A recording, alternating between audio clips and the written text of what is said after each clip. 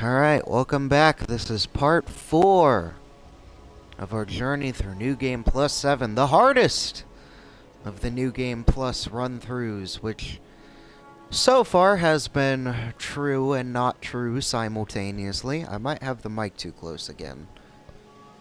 Apologies if I had my mic too close just now. It's been simultaneously true and untrue, because a lot of things have been very simple. Except for the things that weren't. So, anyway, so we've killed Rykard, we've killed Morgott, we've slayed our way through the royal capital, and now all that is left to do is to basically go back the way we came so that we can enter a new area. A lot of people say this is the time when the game starts becoming very unbalanced. I actually argue that this next area we're gonna go into is still balanced. But I'll give my opinion for when things stop being balanced, and don't you worry, I will be sure to explain to you why. I have, literally the hour before this, I was editing my video, not of episode 3 that I streamed yesterday, but of episode 2. That's how far behind I am. And in fact, actually, it's a Tuesday that I'm streaming this. And I meant to have my episode that I made yesterday get posted up, and instead I'm still trying to upload the one from Friday last week, so. But I think my delay can be excused. I mean, it's not like I have a million subscribers or anything.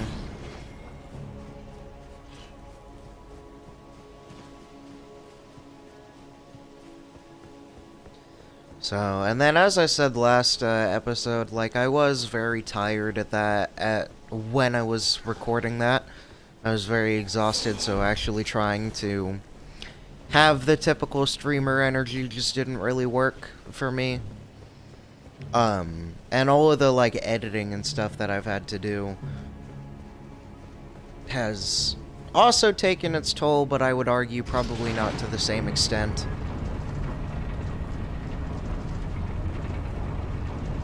I've actually gotten so used to streaming to no viewers that I actually don't even read my chat anymore. Like, I don't even look at my chat. I just do what I'm gonna do, and then it's done.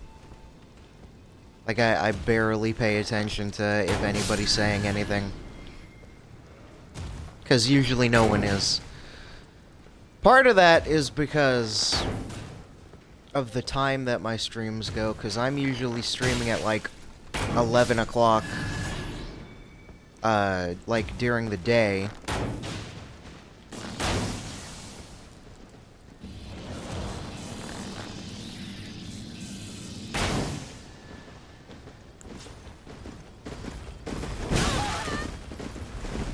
Now that's not when I thought the attack was gonna come, but whatever.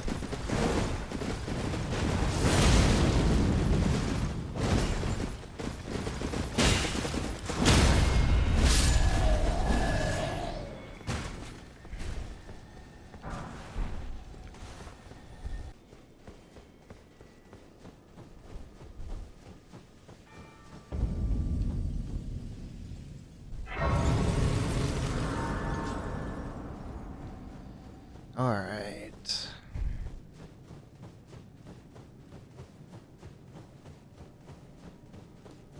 I didn't realize until I was, like, watching my streams and stuff to, like, edit them for videos and stuff. I didn't realize until then how often I say alright as a, like, reaction statement to things happening in games. Is this guy just so short that I can't hit him?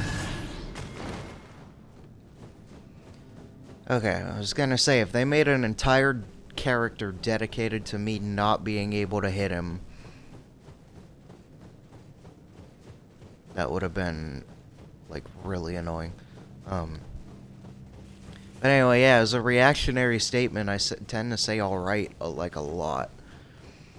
As more of, like, a way to, like, prepare, like, alright, we did this, so now on to the next thing.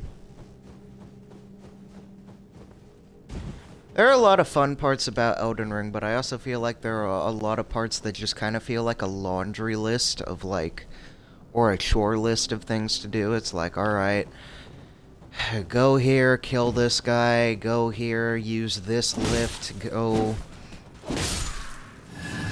Like, that is how a lot of the quests feel, legitimately, because of all the things... of all the things that you have to do. Like Ronnie's quest line. Am I just dead?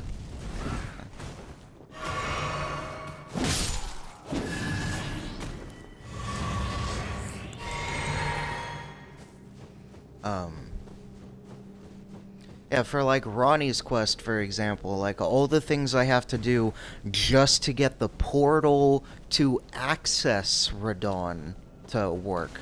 Like, I have to go to 2 different places, like fight through 2 different areas, kill a bunch of people.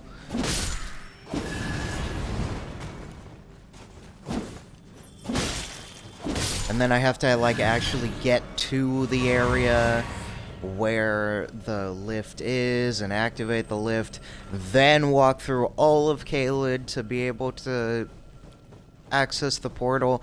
Then I use the portal, then walk through the castle to talk to the guy, to go down the lift, to go through the portal, to then fight Radon, to then do everything else for Ronnie's quest, and it feels tiring a lot of the time.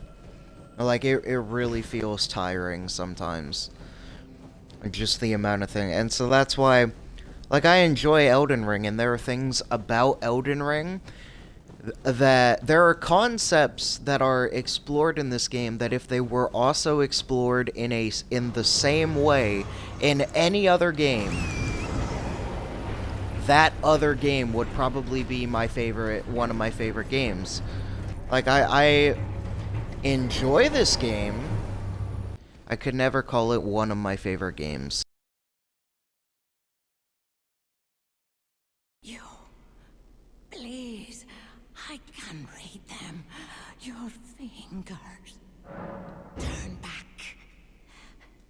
Ahead lies the land of the giant's flame, and the way forth is forbidden. Hear me. The burning of the Earth Tree is the first cardinal sin. Doing so will unbind destined death and slay the world itself. Who would dare put you up to such a task?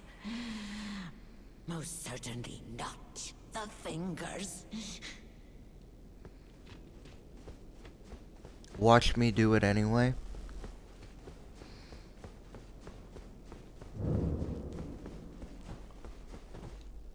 Actually. Well, you managed to return. You know what this means. The Earth Tree has spurned you. The fingers remain still, shaken by this turn of events. They are busy consulting the greater will. When they are finished, the fingers will again offer their guidance.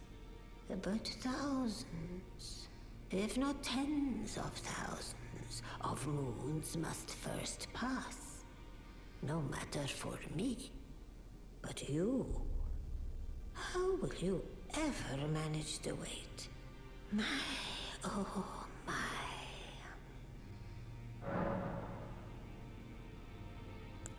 Heavens forbid. That is not the domain of mere men. The burning of the Earth Tree is the first cardinal sin. And you say you seek the power of the Rune of Death. death too? The rune of death goes by two names. The other is destined death. The forbidden shadow plucked from the Golden Order upon its creation. Unleashing the rune now would be unthinkable. The Fingers would never permit it. Nor would the Greater Will.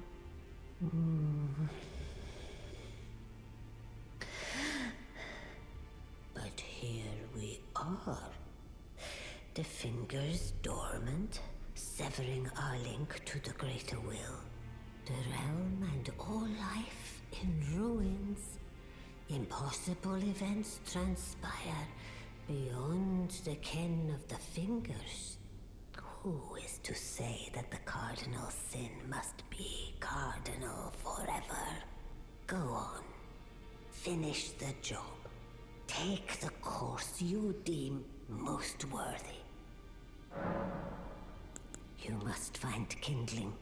Only the smoldering flame in the great forge of the giants on the highest peak in the lands between can burn the Erd Tree. But special kindling is required to reignite the flame. For the flame to burn the Erd Tree, a sacrifice is needed. Of one who envisions the flame and can lead you to the rune of death. Now go forth. Let the words of the Fingers guide you. This might be one of my favorite characters in the game. We've got that one that says, like, stop what you're doing now, quit it, go away. But then the one that we keep talking to at the Round Table Hold is like, well, you're not supposed to do it, but we could see what happens. Also, the whole game acts as if what I'm doing is against what the Greater Will wants right now. Hear me out. Marika is being crucified after shattering the Elden Ring. My goal is to dethrone Marika. Like, my entire reason for doing what I'm doing is to kick Marika out of godhood and take her place. Or demi-godhood, because the only real god is the Greater Will. But, like, yeah, my entire intention is purely just to boot her from her job so I can take over and do it better. And, like, the Greater Will crucified Marika, so clearly the Greater Will is not pleased with what Marika is doing. So why would the Greater Will try to stop me from being a better Marika? What, just because I burned down the Erd Tree? The Erd Tree that everybody associates with Marika more than the Greater Will? I feel like a lot of people tend to, like, as I said before, I feel like a lot of people really tend to dog on the Greater Will. My interpretation of the Greater Will is that, like, they just do the things that are necessary to keep the balance of the world that they made. And if you don't understand what the balance in the world is, then it's not your part of the world that needs to be balanced by the events that are unfolding. So, the Tarnished are removed because they're not needed anymore. And then Marika basically, like, screws up and destroys the, like, Greater Will symbol for, like, no reason, basically, and then makes all of her children fight for power. And so the Greater Will doesn't call us back. Wow.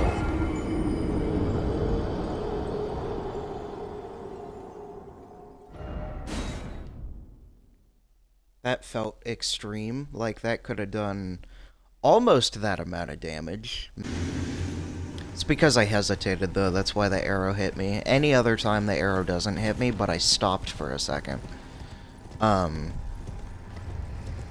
Anyway, as I was saying, so yeah, the Tarnished are removed because they're no longer needed. The America screws up everything and makes her children become greedy and wanting as much power as they can possibly have. So it's not that the Greater Will only calls us because they want something, it's the Greater Will calls us to remove America, who is the problem child.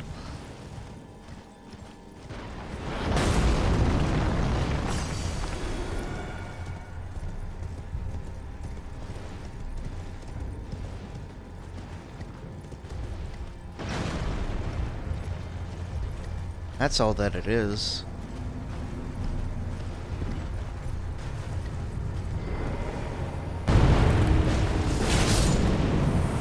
There we go.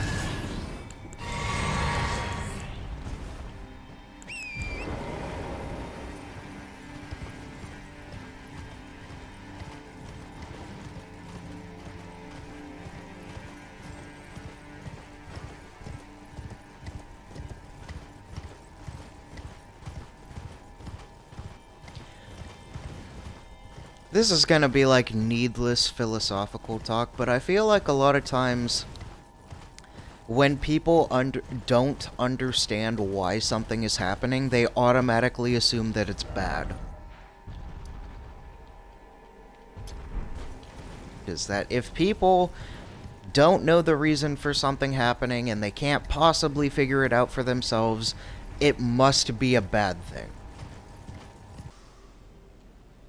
Think not of the kindling. I shall see to that. All I ask of you is to make the journey to the snowy mountain tops of the giants, far above the clouds. I know I'm asking you to commit a cardinal sin, but it must be done to reach the path beyond. And that is the path I wish to travel. What is your mind?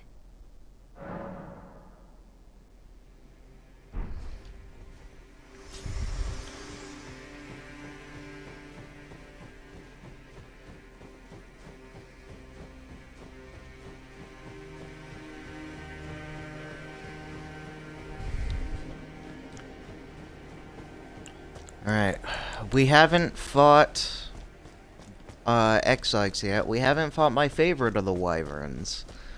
But we can definitely fight my second favorite of the Wyverns.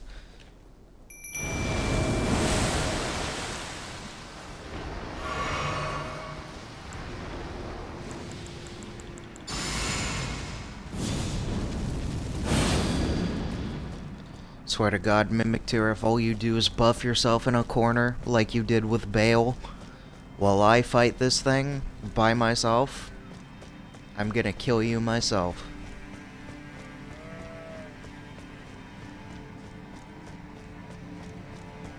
Alright, where are you, girl?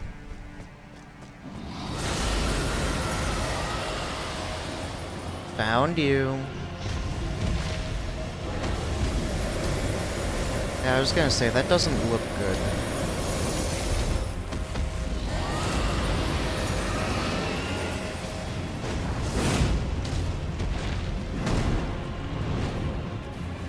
Look at how cool she is! She's all spiky and...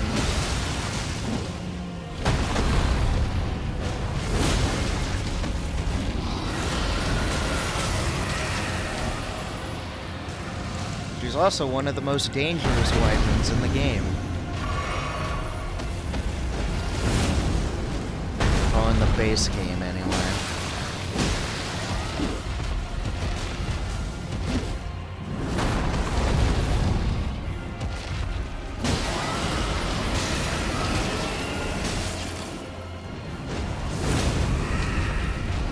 Let's go.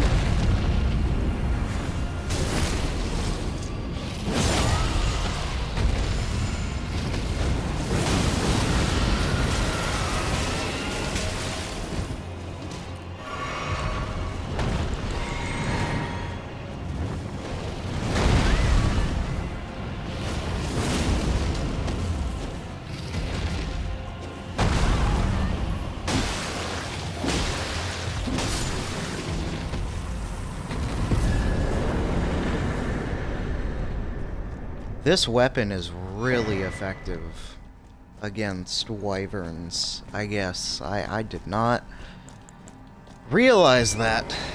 Of course, I also never used this against any of them. That was cool. Yeah, I love Borealis because she's, like, super spiky. And I love all kinds of, like, draconic designs and stuff like that. But monster designs in general are usually amazing, no matter what they look like. But the fact that Borealis is all spiky and I also have to admit, the fact that Borealis is as, like, dangerous as she is, which I know that I didn't really display how dangerous she is, but any one of her roars can hurt you, and she has this one roar attack that will actually one-shot you, in addition to her ice breath doing a ton of damage and all of her physical attacks and everything. So I always liked the danger aspect, but the fact that she was also one of the wyverns, and the Elden Ring wyverns are really well done, I think. Well, as well done as they can be for a game of this type, because Monster Hunter wyverns will always be superior in my opinion, even if it only is by a little bit.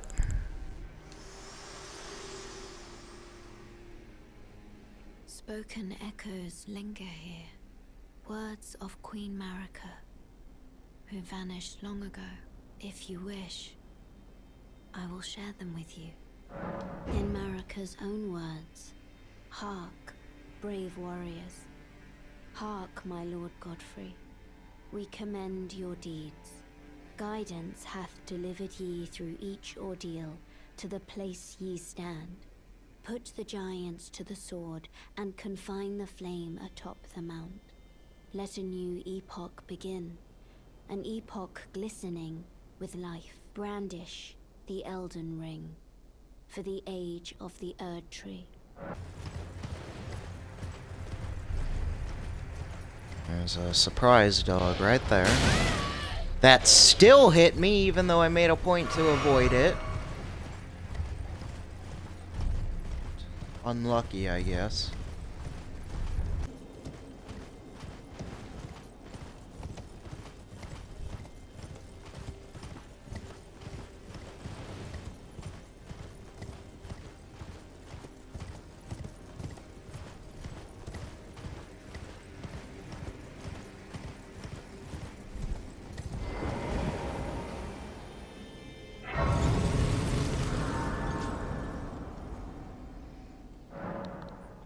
Just replenish supplies here. Alright. I am nervous about this because first playthrough, I got wrecked a couple times by this boss, and then every playthrough since, I've been able to beat him first try. But whether that will happen again, I have no idea.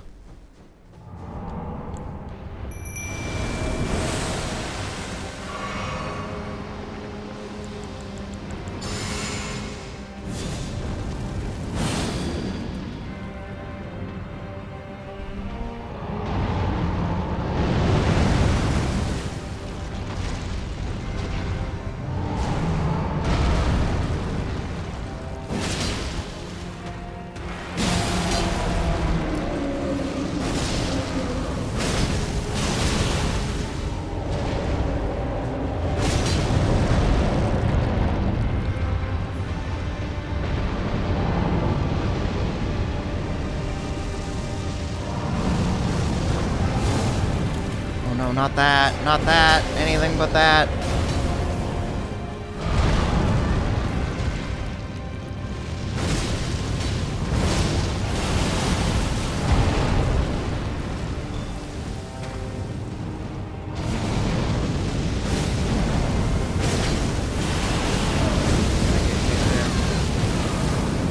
I don't know what to do.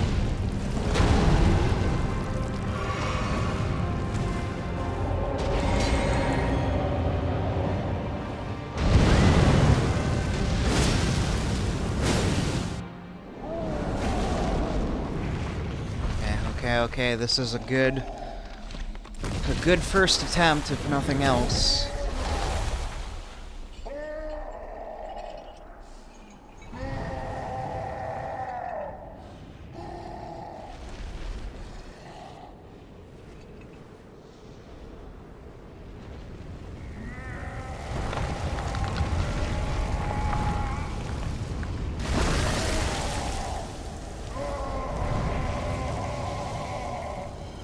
Thank you, subtitles. I never would have known what he was saying without you.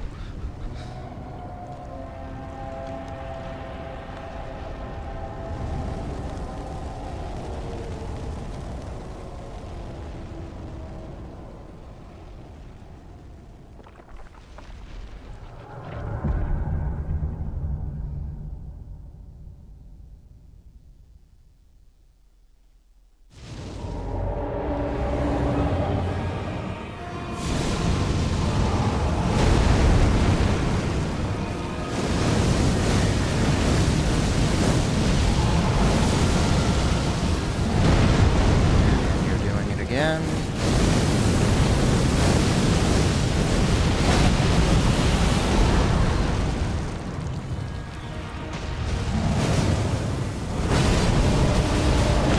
Right. That's the move I need.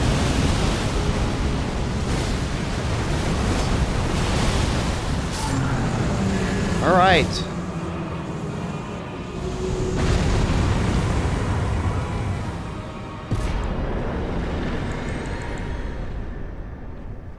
Seems as though I had nothing to worry about.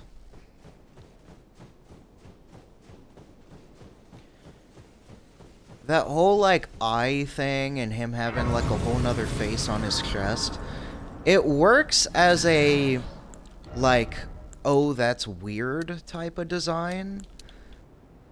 But I feel like in terms of... like, a living organism, it just feels kind of ridiculous. Yeah, if you don't mind, I'm just gonna cut myself off here because I no longer agree with this opinion, and I was just kind of talking to talk and saying things to be different, so pay no mind to me. Okay, this is actually one of my favorite cutscenes in the game. So I am very excited to show it to all of you.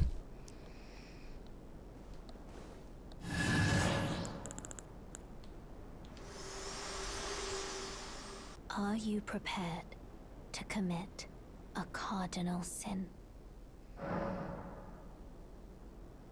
Very well. Let my hand rest upon you for but a moment.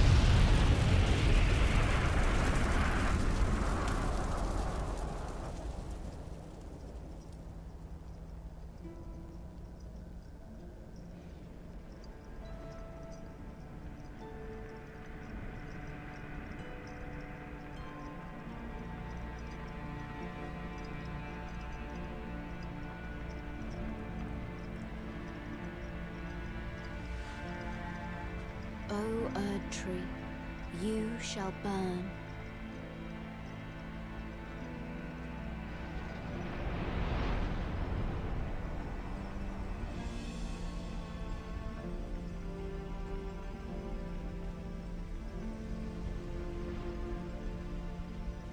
Burn for the sake of the new Lord.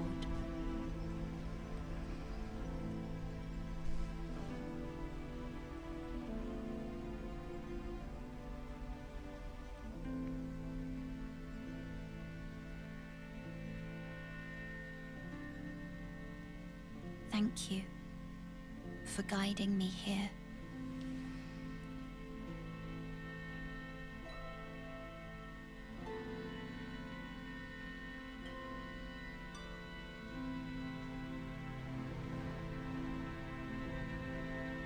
The one who walks alongside Flame shall one day meet the road of destined death. Goodbye.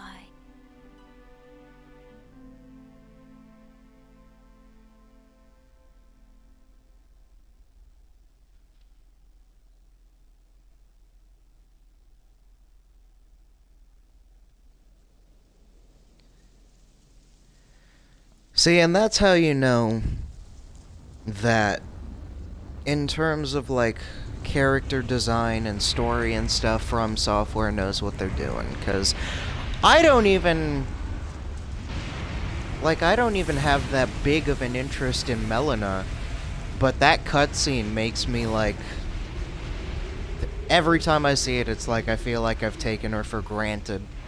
Every time. Taking a break from the sentimental value, though. So I mentioned that I disagree that the mountaintops of the giants is when the game becomes unbalanced and really, like, weird. Nah, this is it. This is when the game stops having its quality. Welcome to Farum Azula.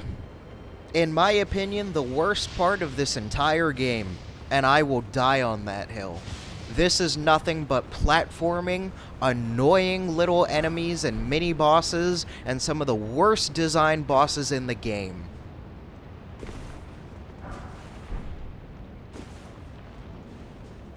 You can mad because bad all you want, but I'm allowed to not like things.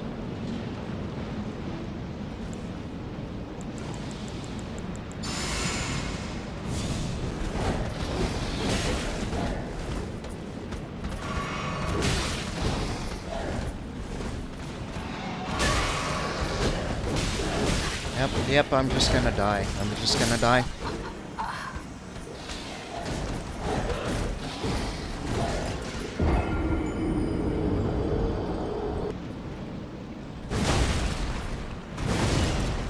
No, just die. Just fucking die. Like, stop.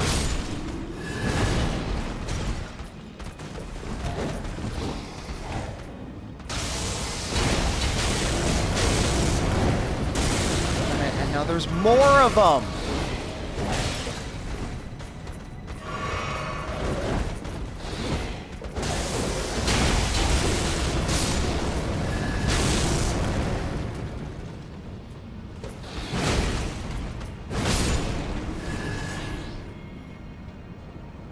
Oh, this is probably a bad idea, but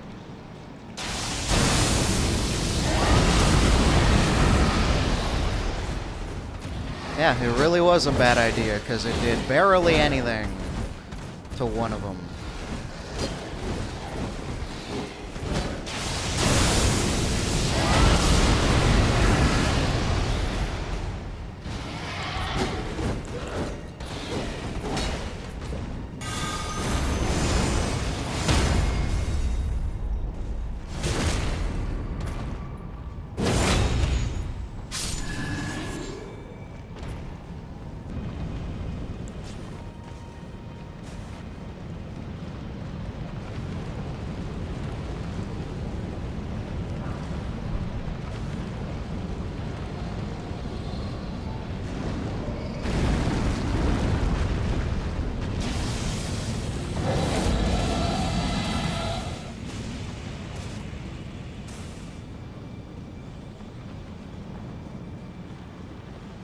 Alright, here's another complaint about the ancient dragons that I have. I said in my third episode that I like their design. Oh no, I didn't say in my third. I said in my second, episode of this that I like the design of the ancient dragons, but it feels like all their fights are exactly the same. You might think, if you've never played this game before, that this is the dragon we met earlier. in Lindell. In Lindell, the dragon that you first repel, and then you have the option to kill. You might think this is the same dragon. No, this is a different dragon. And there are 2 other dragons on this map that look exactly like this one that are different dragons.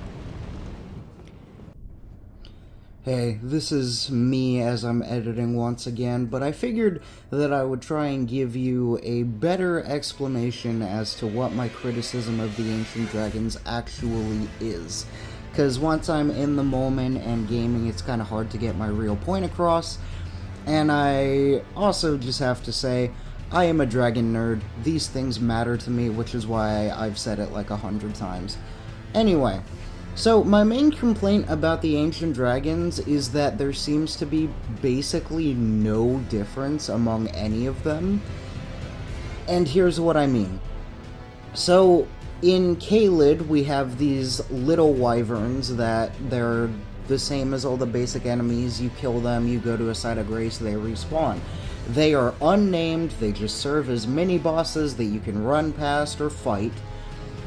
But then you have wyverns that look very similar to them, but are bigger, have a name, and by extension of having that name, they also have a broader moveset. They've got stronger attacks, they have more attacks, more variations of certain attacks.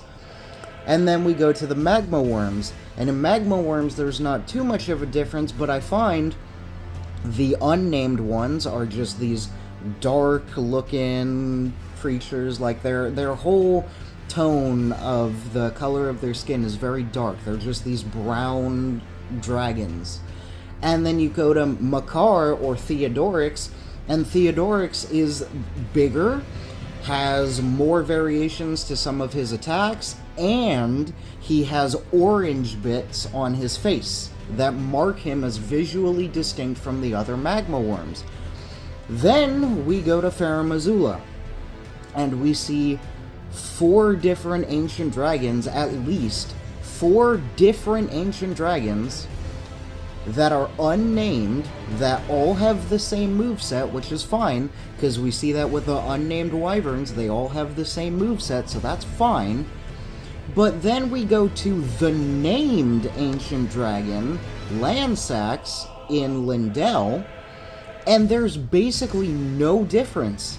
There's no extension to moves, there's no new moves, all of it is like exactly the same as the other ancient dragons, and we know that the ones in Farum Azula are different from Lansax because they can be seen, like, you can see multiple ancient dragons in the same area. You can, like, they happen to fly from different areas. There will be one on the ground and then another one that comes down from the sky in a different area to attack you. Like, we know that these are different dragons, yet there is only one of them that is named, and the one that is named is no different from the ones that aren't, which breaks the trend of every other draconic entity. And I hear you saying, okay, well, what about Fortisax? Because he is both visually distinct and has different moves.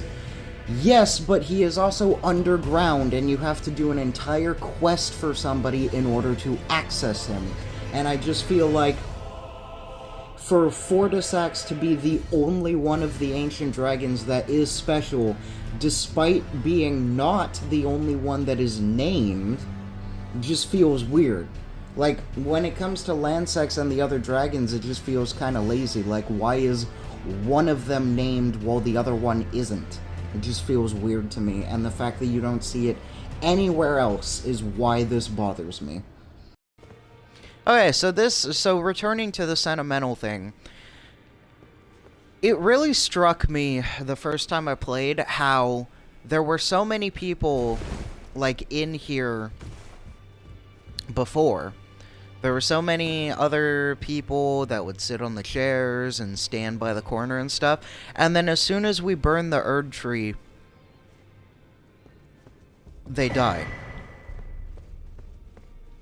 Like, that's the remains of that person, because they're either dead or gone. This person that used to be here, gone. Like, these people are still here. Which is always nice. And then Gideon's in there. I don't want to talk to him right now.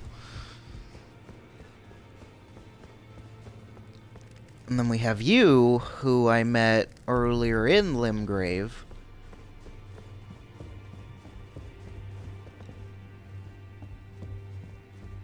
You're still here!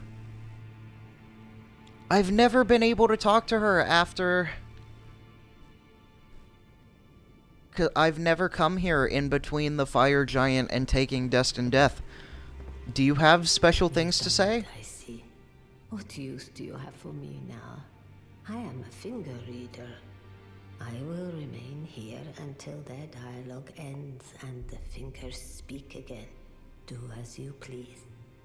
Take whatever course seems most worthy to you. Now you may go. Okay, what happens if I talk to you again? You'd force this tired old crone to work, even now. Harder taskmaster have I never met.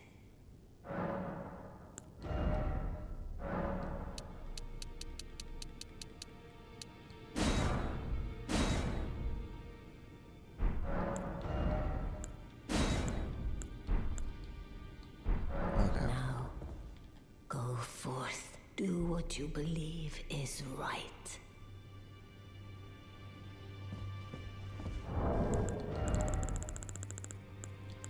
But I know what's gonna happen to her, and I don't want it. I don't want it to happen to her now that I've actually, like, paid attention to the things that she says.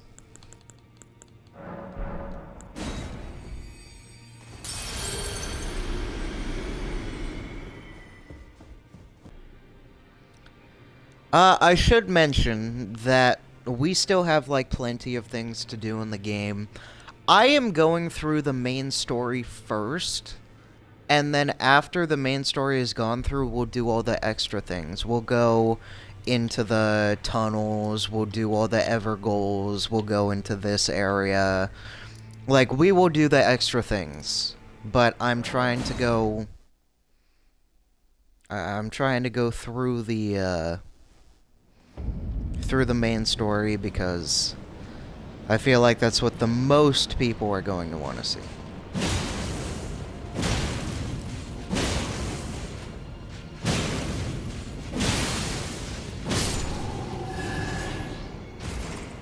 It's always a toss-up on whether I can no-hit that guy or not. This is going to end in absolute disaster. This boss fight that we're about to do, this is going to go terribly.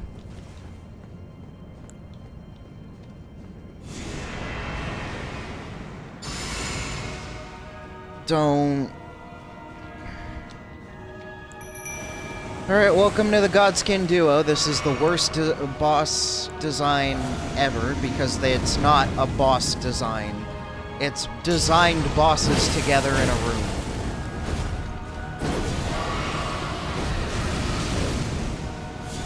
Okay, you take care of the fat one, I'll take care of the skinny one. That's insane amounts of damage, are you kidding me?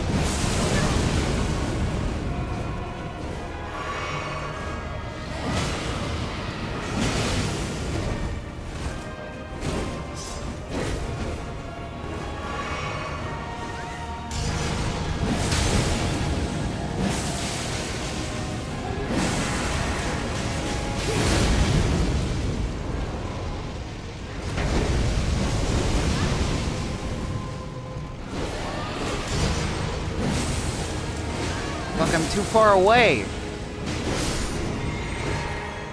And now Mimic Tear is dead, which means I'm gonna die now. Because I cannot do this boss solo to save my life.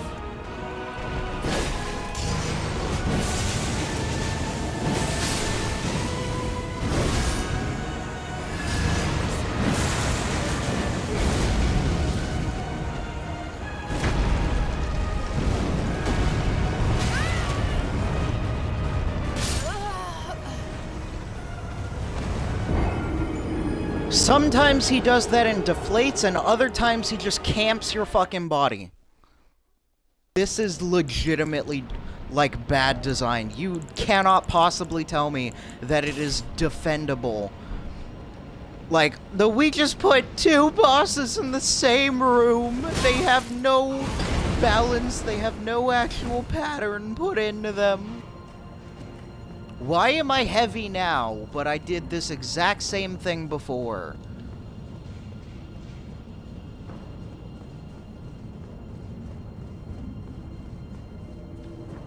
I'd like to fucking tend to my wares, please. Can you go away?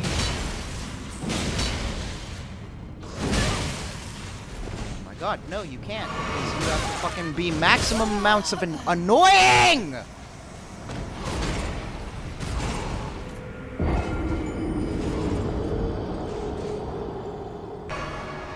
Yeah, Mimic Tier, we already know you're not gonna be able to do anything.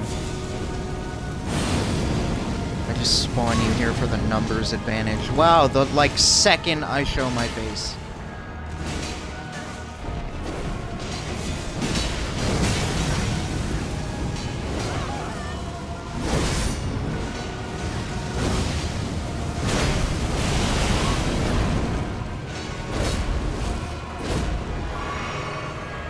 My Mimic Tier is already almost dead. Sort your shit out.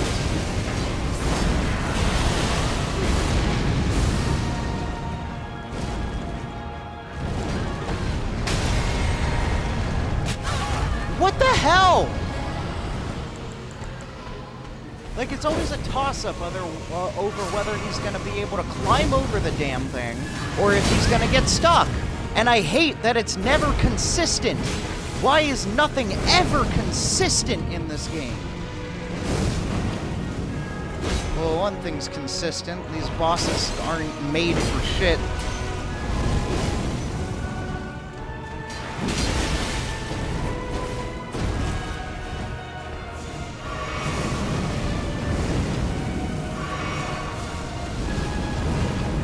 So you're just gonna fucking spam fire to me now? Is that it? Yeah, I can't attack! Like, I'm just not allowed to do anything!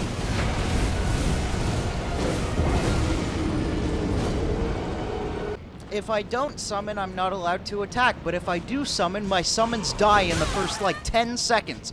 Go to hell!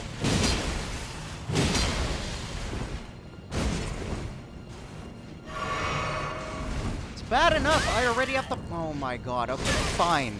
Fucking kill me.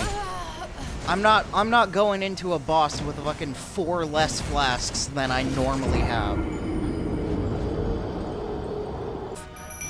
But is just fucking useless, and the fat one is already about to be right on top of me.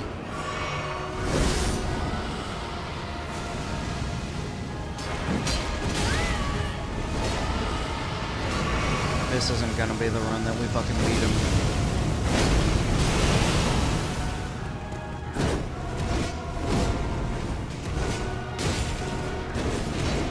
Are you done? Like, could that combo go on any longer?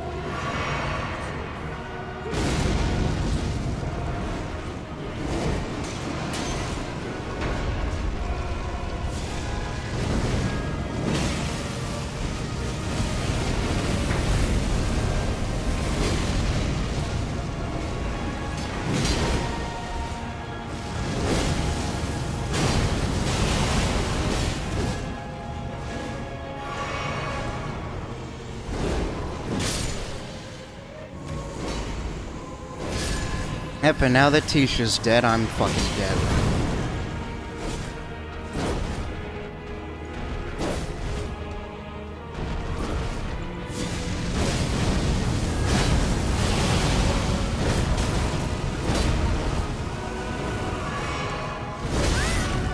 I'm just gonna fucking die, because I can't do this.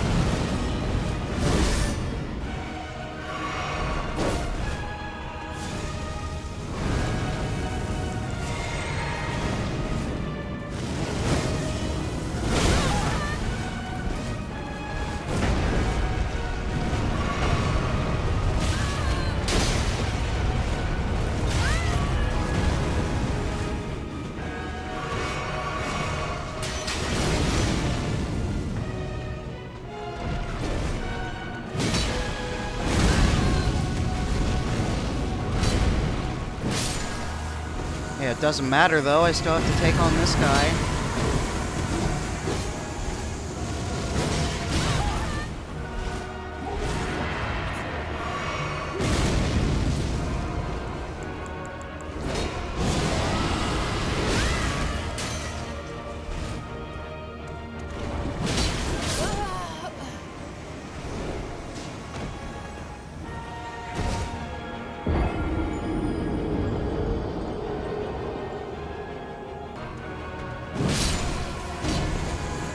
Again, though, it doesn't matter, because I still got this guy, so...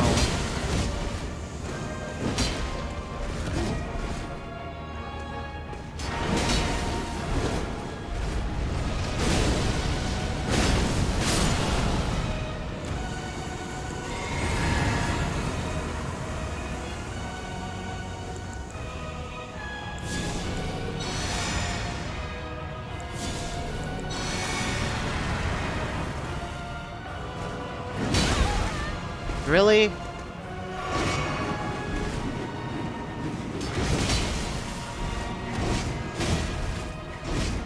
Finally start doing good, and the first clown they give me is this guy, again.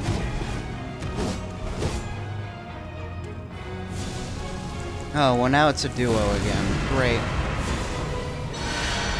Yeah, thanks game, it's not like I wanted to win or anything.